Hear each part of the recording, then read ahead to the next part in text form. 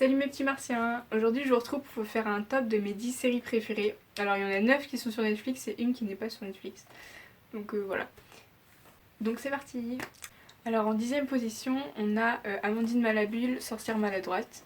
Donc c'est une série assez enfantine en fait. Enfin ouais, je pense que c'est une série jeunesse. Mais c'est super drôle en fait, c'est l'histoire d'une fille qui un jour va se rendre compte qu'elle est une sorcière alors qu'elle n'était pas au courant. Mais du coup elle n'est pas du tout élevée à ça, enfin elle a vécu comme une humaine normale comme vous et moi. Et du coup quand elle rentre dans l'école, bah, elle est un peu la plus nulle parce qu'elle a jamais été préparée à faire ces études là. Et du coup ouais c'est super drôle, il lui arrive plein de trucs et voilà. Je vais pas vous mettre d'extrait dans ma vidéo mais je vous mettrai toutes les bandes annonces en barre d'infos parce que je sais pas si niveau droit d'auteur j'ai le droit de les inclure dans ma vidéo. Donc je préfère vous les mettre en barre d'infos. En 9ème position on a Élité. Donc je dis élité, mais il y en a sûrement beaucoup d'entre vous qui disent élite. Mais comme c'est une série espagnole, je me dois de le prononcer à l'espagnol. Donc élité, qui est une série donc espagnole, vous l'aurez compris, qui se passe dans un lycée. Et en fait, il y a eu un meurtre. Donc on est au courant dès le début que voilà qu'il y a eu un meurtre. Je crois que c'est à la fin, je sais plus si c'est à la fin du premier ou du deuxième épisode qu'on découvre qui a été tué. Mais bon, on le sait assez rapidement. Et donc après, on voit surtout des flashbacks de ce qui s'est passé avant. Mais au début, à la fin de chaque épisode à peu près, et parfois un peu au milieu, on voit des policiers interroger tous les élèves en fait, pour essayer du coup de découvrir qui est l'assassin. Et c'est super bien. Alors ça peut être assez violent parfois, je crois que c'est interdit au moins de 16 ans, mais en vrai ça va, enfin, c'est pas pire que la Casa de Papel en fait, dont je voulais vous parler après. Non, en vrai, voilà, ça va. Et il y a beaucoup d'acteurs de la Casa de Papel dans Élité. Du coup, c'est marrant de les retrouver parce que moi, parfois, je me souviens pas de leur nom dans Réalité, mais je me souviens de leur nom de la Casa de Papel et du coup, je me mélange. Bon. Mais c'est marrant, mais je les aime bien les acteurs. En 8ème position, on a H2O, qui est une série que je regardais quand j'étais en primaire. Ça passait tous les jours à 18h sur France O. Je crois que c'est ça, la 19. Et tous les jours, il fallait que je regarde H2O. J'étais totalement fan de cette série. Donc c'est l'histoire de H2O pour H2O, enfin l'eau quoi. Et c'est l'histoire en fait de trois filles qui vont se perdre à un moment sur une île et tomber dans une grotte le soir de la pleine lune et ça va les transformer en sirènes. Et du coup après voilà, c'est toute leur histoire de sirènes et c'est trop bien. Et quand j'ai vu Netflix, je crois qu'elle n'était pas encore sur Netflix, ils l'ont mise genre pas longtemps après et j'étais trop contente. Et il y a une autre série qui est dérivée, enfin c'est un peu... Bon, sur Netflix c'est marqué qu'en fait c'est la suite et c'est plus du tout les mêmes personnages par contre. Donc suite je sais pas trop mais bon effectivement ça se passe au même endroit et tout mais c'est pas exactement pareil. Mais du coup il y a une série qui s'appelle Les Sirènes de Mako que je regarde, que je suis en train de regarder, j'en suis à la saison 2, enfin au début de la saison 2, l'épisode 5, 7 dans ces eaux-là. Et c'est cool aussi mais je préfère quand même Image de Lézard.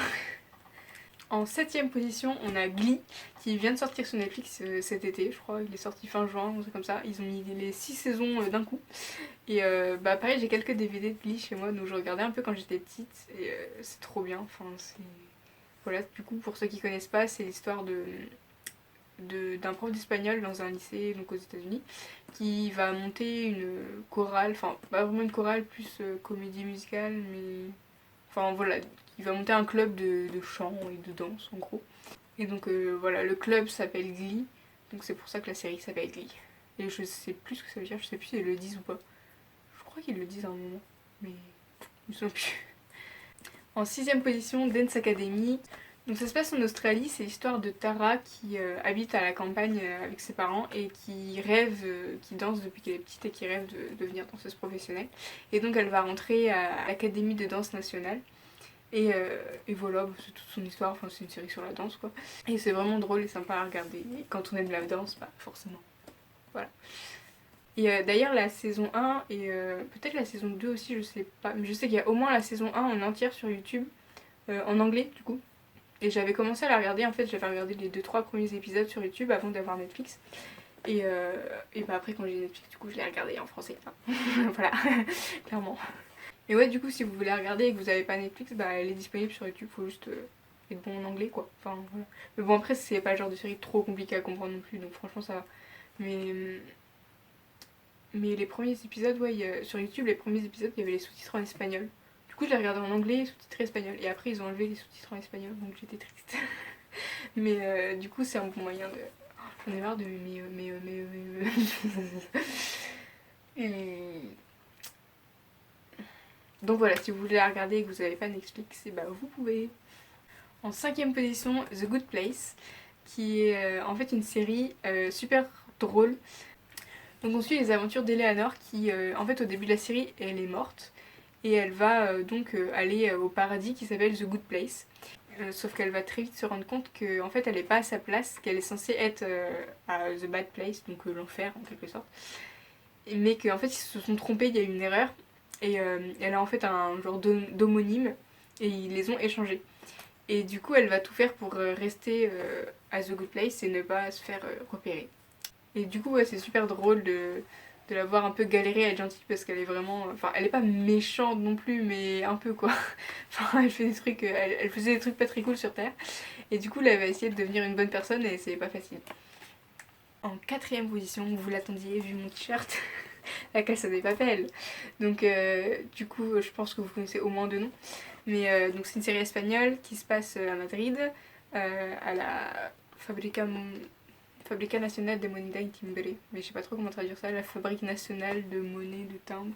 Et pourquoi de timbre, je ne sais pas. Mais bon, en gros, c'est la Banque Nationale. Et, et donc, c'est l'histoire de plusieurs braqueurs qui vont organiser le casse du siècle, en gros. Mais c'est tellement bien organisé leur truc qu'ils vont anticiper tout ce qui va pouvoir arriver avec la police et tout. Et c'est genre super bien fait. Et voilà, il y a énormément de suspense et tout. Et voilà.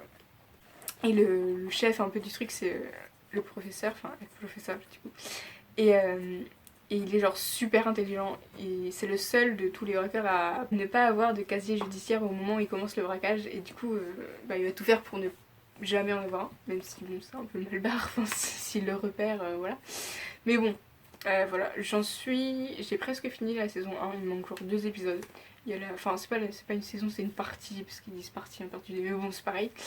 Et il y a la partie 3 qui est sortie il y a pas très longtemps. Mais du coup, je ne l'ai pas encore vue, puisque je n'ai pas encore fini la partie 1. Mais en fait, parce que je l'ai regardée avec ma mère, et du coup, j'attendais de pouvoir la regarder avec elle. Et donc, pareil, enfin, c'est un peu violent quand même, parce que bon, c'est l'histoire d'un braquage, mais l'histoire est quand même super cool, et voilà. Et c'est un super moyen d'apprendre des gros mots en espagnol, je vous jure, si vous voulez parfaire votre vocabulaire vulgaire en espagnol, regardez La Casa de Papel, genre vraiment. Bon, après, il y en a plein que je connaissais déjà parce que j'ai eu des coréennes et tout, donc voilà. Mais on apprend plein de gros mots, que ce soit dans La Casa de Papel ou dans Élité d'ailleurs. Mais on a plein, genre vraiment. Et du coup, c'est bien. Du coup, voilà. Et même pour progresser en espagnol, de toute manière, c'est cool. Enfin, moi, je les regarde, les séries en espagnol, je les regarde en espagnol, sous-titré espagnol. Du coup, bah, je progresse pas mal comme ça. Il y a plein de mots. En fait, j'ai une application dans mon téléphone où je note tous les nouveaux mots de vocabulaire que je découvre, que ce soit en regardant une série ou en lisant un truc ou en cours tout simplement. Et je les note tous et du coup j'ai des tonnes de trucs, de mots notés dans mon application. Mais à force en fait comme je les relis tout le temps, bah je finis par les retenir. Donc c'est un bon moyen de retenir des mots. En troisième position, donc c'est cette série-là qui n'est pas sur Netflix, elle s'appelle Scrubs et c'est un peu un genre de... Je sais pas si vous connaissez Grey's Anatomy, je pense. C'est un peu ça, mais en beaucoup plus drôle et... Ouais, c'est beaucoup plus drôle et il y a moins de sang aussi, donc moi ça m'arrange.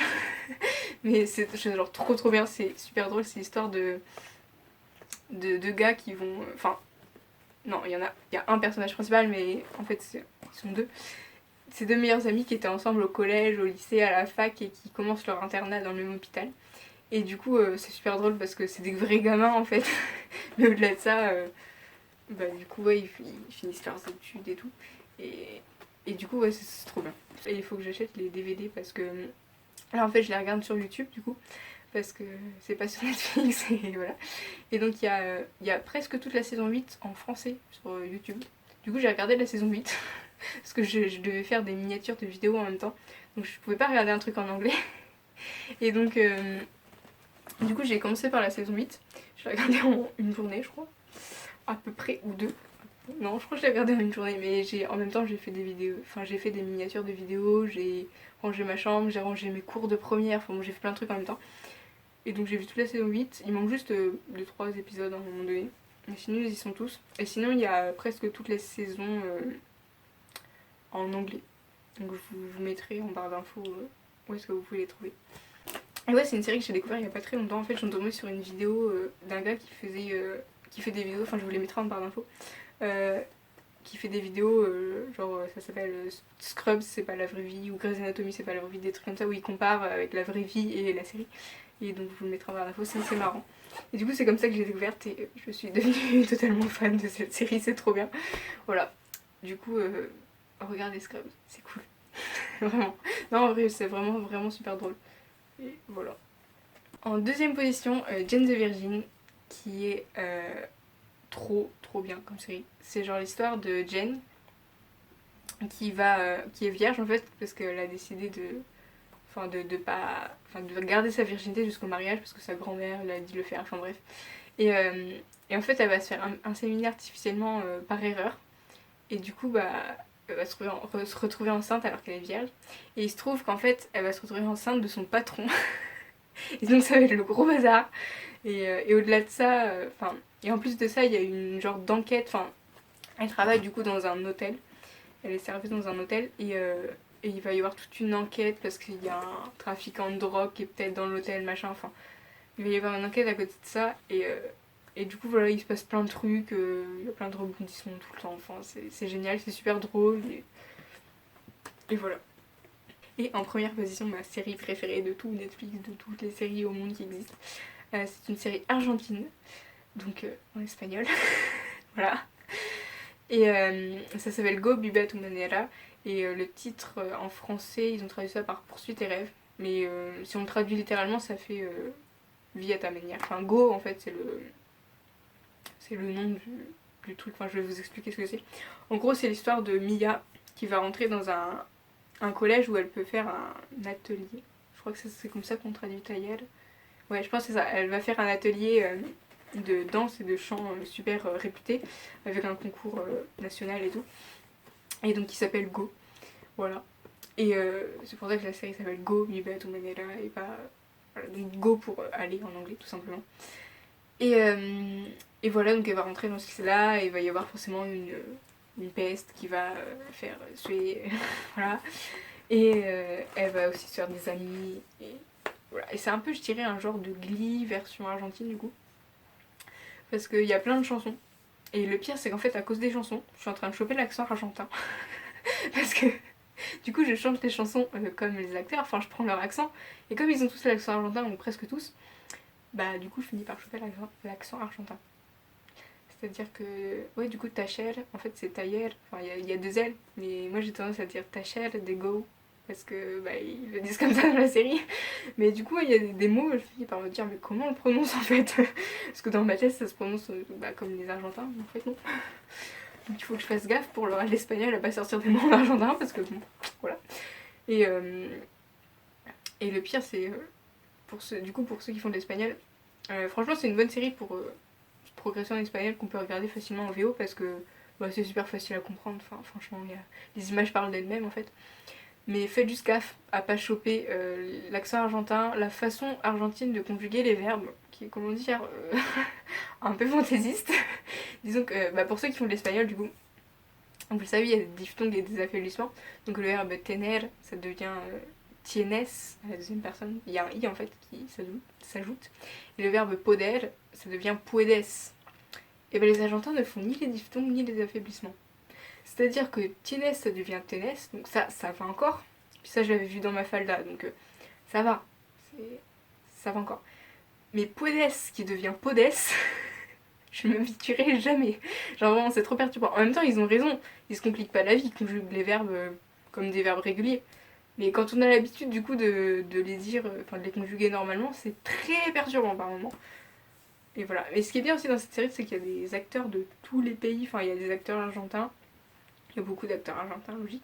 Mais l'actrice principale est mexicaine. Du coup, je me disais, tiens, elle a pas trop l'accent argentin, mais tu m'étonnes, elle est mexicaine. Il y a une actrice colombienne. Il y en a qui viennent du Brésil aussi. Du coup, par moment, parce que je la regarde du coup en espagnol, je suis très espagnole.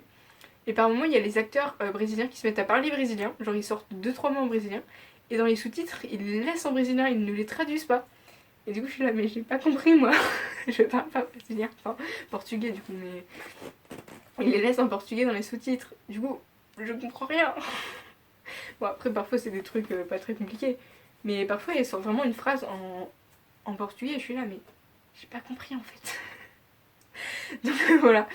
Seul petit bémol si on regarde en espagnol, sous-titre espagnol, c'est que parfois il y a des mots portugais qui s'invitent. Mais bon, ça ne nous empêche pas de comprendre la série, hein. Il n'y a que 2-3 épisodes, il n'y a que 2-3 personnages qui parlent portugais, donc ça va.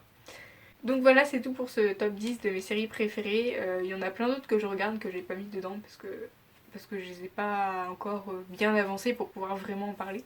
Mais peut-être que du coup je vous referai un top dans quelques temps, genre 1 an ou 2, quand j'aurai regardé d'autres séries, quand il y a d'autres séries qui seront sorties, enfin voilà. Dites-moi en commentaire vous quelles sont vos séries préférées, dites-moi si vous avez vu des séries dont j'ai parlé dans cette vidéo. Et je vous dis à bientôt dans une nouvelle vidéo. Salut!